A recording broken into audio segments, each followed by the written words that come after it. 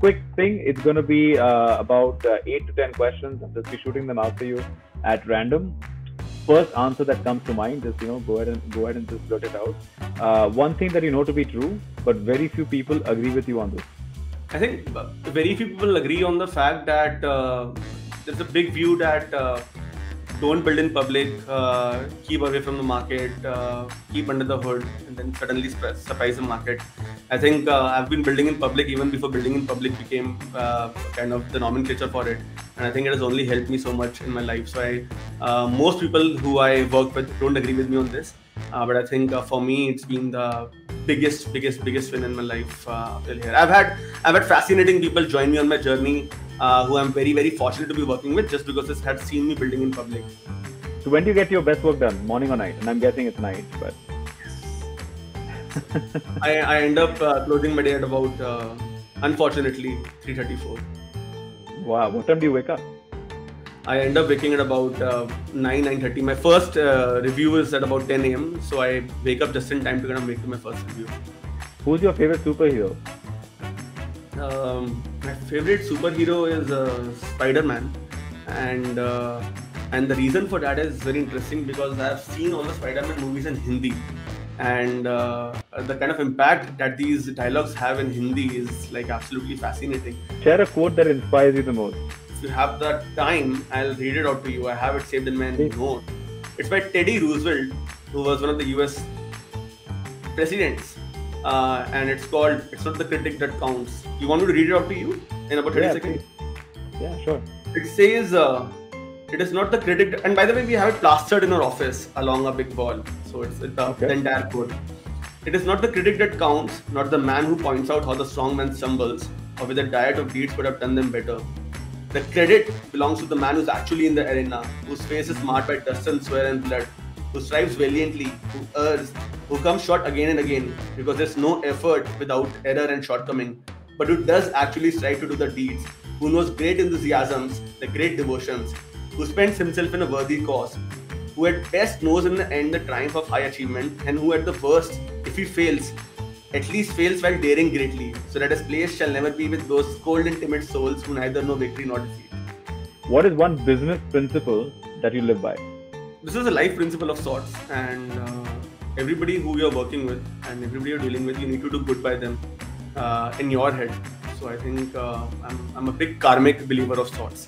So whoever you're working with, just ensure that they are better off than where they were before they met you in their journey and in your journey as well. Being very transparent about it, being very honest and communicating that kind of also helps you attract the best talent in the company. What is the worst piece of advice you have ever received?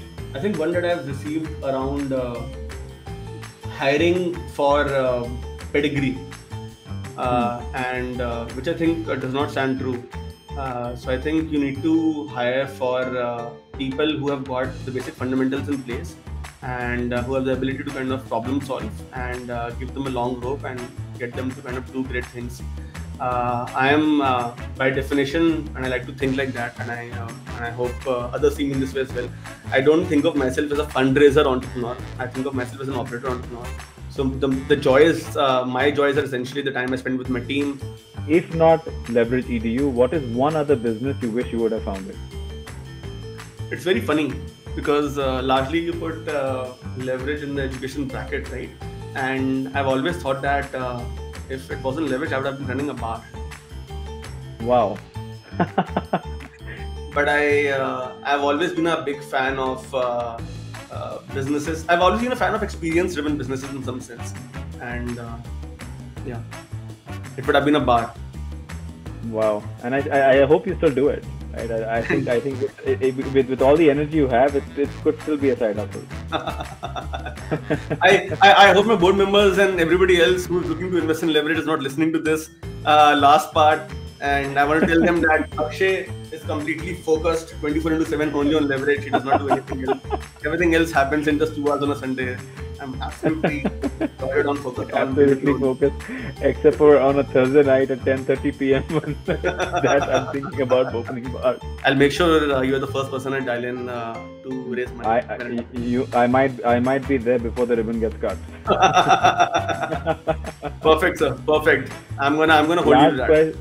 I'll definitely you should. And then the last question for the night: what are 3 books you recommend every founder should read? The first one, from a founder perspective, I think I'm a big fan of biographies. My all-time favorite book is Shoe Dog, which is written by Phil Knight, who's a creator of Nike. No, the second book is huge fan of Jeff Bezos. So of course, the Everything Store is like Bible. And the last book, I think, like I previously was mentioning to you just before the call, is a book called, which very few people have heard about, called Sovereign Individual, which is more like, think of it like a Homo sapiens book, which predicts a lot of things that have happened in the last 20 years. It was written in 1997, yet predicted Bitcoin, a cryptocurrency. It predicted Brexit, the 2008 crisis, and it talks about us moving to a borderless world. Thank you so much once again for joining, and I truly hope that we have you back in a future episode, and we're discussing how 1500 became 22,500, right? And again, squaring that out there, and looking forward to continuing to have you as a part of the network, and thank you so much for everything you talked about. This was awesome. Thank you. Good night, everybody. Cheers. Catch you. Bye. Cheers. Bye.